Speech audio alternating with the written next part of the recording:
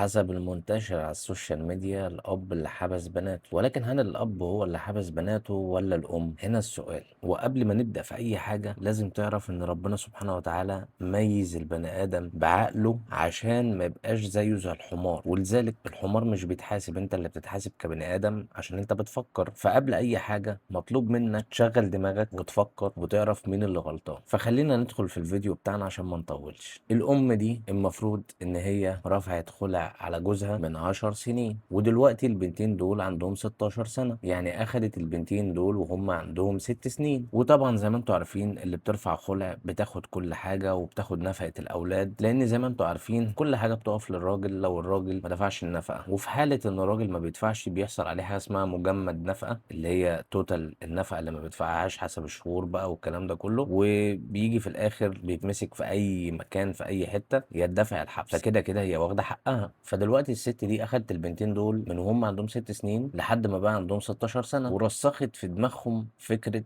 الانتقام من أبوهم. واللي دايما أي ست مصرية بتطلق بتعمل الموضوع ده. معظم السيدات المصرية اللي بتطلق اللي هم مش كويسين أو مش ناس سوية نفسيا بيبقى عندهم دايما دافع الانتقام، بيبقى عندهم دايما ان هو الراجل ده طلقني لازم انتقم منه. ويمكن شفنا نماذج كتير عن الموضوع ده. والنهارده البنتين دول رفعوا قضيه على ابوهم عن طريق ورقه مزوره. فطبعا لما ابوهم طعن بالتزوير البنتين دول اتحبسوا 3 سنين نتيجه تزوير في اوراق رسميه. طبعا كل الكلام اللي داير على السوشيال ميديا بيوصل لك انت كمشاهد رساله واحده بس، ان الاب ده حبس بناته، ان الاب ده راجل مش كويس، ان الاب ده ان الاب ده ان الاب ده، وان البنات هم اللي رفعوا القضيه على ابوهم، وان الام ملهاش دخل. خلينا متفقين على حاجه واحده، هو لو البنات فعلا عملوا كده فالذنب اكبر من العذر، لان ده معناه ان حضرتك ما عرفتيش تربيهم. ولكن دي فكره مش داخله دماغي، انما اللي داخل دماغي بجد واللي انا مقتنع بيه وناس كتير هتأيدني في الموضوع ده، ان نتيجه التربيه ونتيجه انك انت كأم مش سويه نفسيا ورسختي في دماغ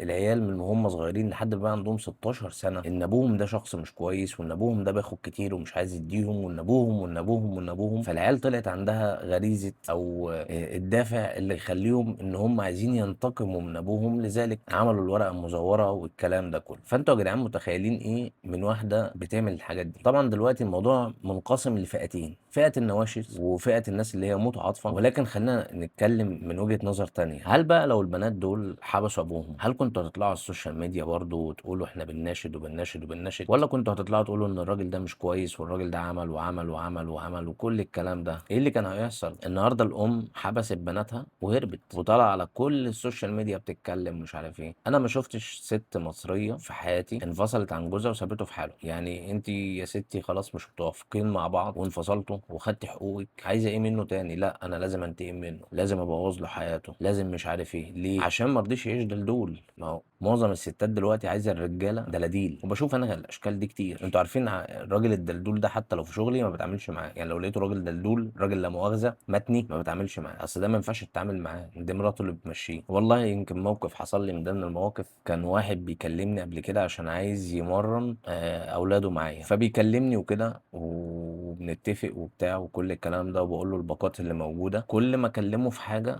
يستشير مراته. انا بكلمه ومراته عماله تلقمه بالكلام. طبعا انا سامع الموضوع ده في المكالمه، فاخر ما زهقت منه قلت له بقول لك ايه، بعد اذنك اديني مراتك هتفق معاها كده. فاللي هو ايه يا جدعان ده؟ يا جدعان انتوا وصلتوا لايه؟ وانا بقول للابو الاولاد دول والله العظيم ما تتعاطفش معاهم نهائي. هم لازم يعترفوا على امهم ان هي اللي محرضاهم، طالما هي اللي محرضاهم فعلا. طب لو امهم مش محرضاهم وخلينا نحسن الظن يبقى هم يستحقوا اللي هم فيه ده. وخد بالك انا اقول لك على حاجه، انت بقى كابوهم انا بوصل لك الفيديو ده، دول مش هيشيلوك، دول مش هيكونوا جنبك لما تحتاجهم. عشان تبقى فاهم حاجه زي كده، دول امهم مش سويه نفسيا وطلعت الاولاد مش سويين نفسيا، فبالتالي انت بتدفع لناس عشان مجبر تدفع لهم، عشان طبعا كله تحت مسمى اصل اولادك دول انت مش مستفيد منهم. ما هو احنا لازم نفكر شويه يا شباب. هو انت لما بتتجوز بتخلف ليه؟ بتخلف عشان تجيب اولاد، فالاولاد دول لما تكبر يشيلوك. النهارده ده مع دول مش هيحصل. شوف حياتك، فما تتعاطفش معاهم. بناتك وكل حاجه، بس بناتك بناتك اول ما كبروا رايحين يشتكوك، هم دول بناتك رايحين عايزين يحبسوك.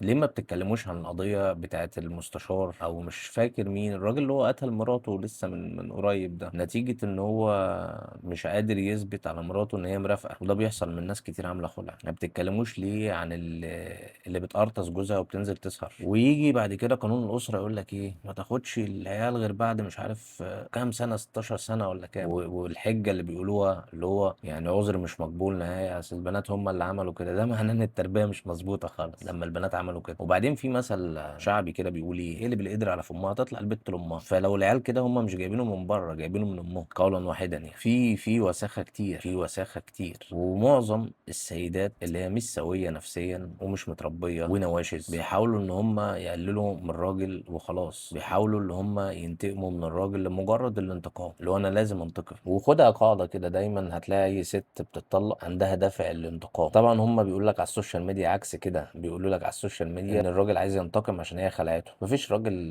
راجل هيزعل على واحده. الراجل سيبك من العيال الدلاديل، العيال المتنيه اللي يقول لك اصل بحبها، اصل مش عارف ايه، عيال متنيه. العيال دي ما تسمعلاش اصلا. انا اللي بينا بيه واللي يشتري انا اشتري بس. والواحد يشوف الفيديوهات اللي على السوشيال ميديا، الناس كلها ايه، حرام مستقبلهم هيضيع. لما انت خايف على مستقبلهم ما حافظتيش عليهم ليه؟ ولا هو انا عايز انتقم منك وخلاص؟ يا شيخه بقالك اكتر من 10 سنين متطلقه من راجل ولسه عايزه تنتقمي منه؟ ما تسيبيه يشوف حياته عايزه ايه. مش كفايه ان في اتنين عمال بيصرف عليهم وفي الاخر مش هينفعوه؟ والله العظيم ما هينفعوه بحاجه. ما ينفعش اجيب عيل بعد 16 سنه واقول له روح اختار، اقف في المحكمه امك ولا ابوك. يا عم انت اللي بتشوف الفيديو، يا استاذه انت اللي بتشوف الفيديو. هاتي كلبه خليها تولد، لا مؤاخذه في التشبيه يعني، وكبري الولده بتاعتها بقى جرو صغير كده، واجي اخد منك الولده دي اربيها عندي لمده 10 سنين. لو ما خليتهاش تهجم عليك انت اللي اديتها لي بحق. فطبيعي جدا ان البنات او الاطفال يختاروا الشخص اللي اتربى معاهم. ليه؟ لان احنا ما عندناش حد سوي نفسيا. احنا بنرسخ في الاطفال من صغرهم ان هم يكرهوا ابوهم، ابوهم ده شخص وحش، ابوهم ده شخص مش عارف ايه، رغم ان الراجل بيدفع والا كان اتحبس، كان بقى عليه مجمد نفقه او الكلام ده. انما ازاي احنا لازم ننتقم؟ يا رب بس زي ما بتكونوا يعني بتتكلموا على الرجاله وحش، يا رب الناس اللي عندها ضمير واللي سويه نفسيا تتكلم بالمنطق وبالعقل وبما يرضي الله. هل الراجل ده غلطان حتى لو هو راح قضاه؟ ما هم كانوا عايزين يحبسوه يا جدعان. يا جدعان هو في اوسخ من كده يعني؟ النهارده بقينا في زمن صعب جدا والله العظيم. والله انا مش قادر يعني اقول اي حاجه غير ان القانون بتاع الاسره مديكوا شويه مميزات تخليكوا حابين ان انتوا تخلعوا، رغم ان الخلع حرام لو ما تعرفوش يعني. عادي في ناس بتحب العيشه الحرام، في ناس كتير كده. نسيت اقول لكم صح، شوف الواحد بينسى، في سيدات بتكون خالعه جوزها بس بتكون مرافقه واحد تاني. طبعا انا شفت الكلام ده كتير. بص اي حاجه هكون بكلمك فيها اعرف ان انا شفت الكلام ده على ارض الواقع يعني، مش ايه، مش كلام فيديوهات. انا ما بجيبش معلوماتي من كلام فيديوهات. ففي عقل وفي منطق، فنفكر بعقلنا وبلاش نبقى زي الحمير ماشيين ورا الناس وخلاص، عشان ربنا خلقنا بعقل عشان نفكر بيه. ربنا يهديكم.